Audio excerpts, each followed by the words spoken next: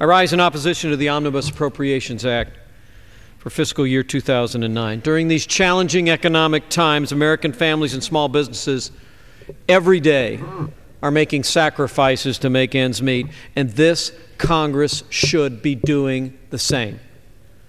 With all the talk about fiscal responsibility in this chamber last night and across Capitol Hill, it is time for our Democratic colleagues to put our money where their mouth is.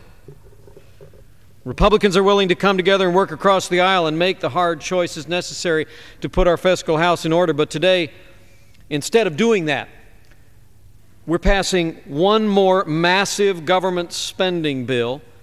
And Republicans believe Congress instead should immediately freeze all federal spending at existing levels. No 8% increase in the federal budget that's included in this bill. No earmarks. Let's just do what every American family is doing right now.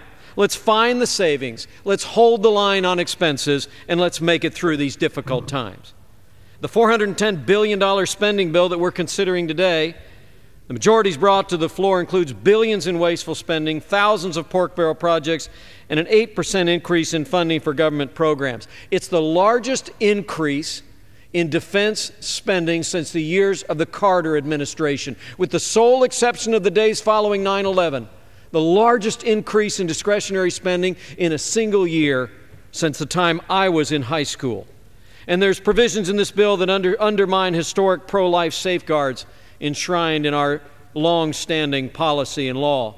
$500 million for family planning organizations, language that gunts the Cassin provisions preventing funding from going to organizations that support coercive abortion and forced sterilization, and a reduction of funding for community-based abstinence. And it's earmarking as usual in this bill. $1 million to research the red snapper in Florida, $1.9 million for the Pleasure Beach water taxi project in Connecticut, and $2 million for promoting astronomy in Hawaii. I ask, Mr. Speaker, are these projects really necessary in these challenging economic times? House Republicans and millions of Americans are saying enough is enough.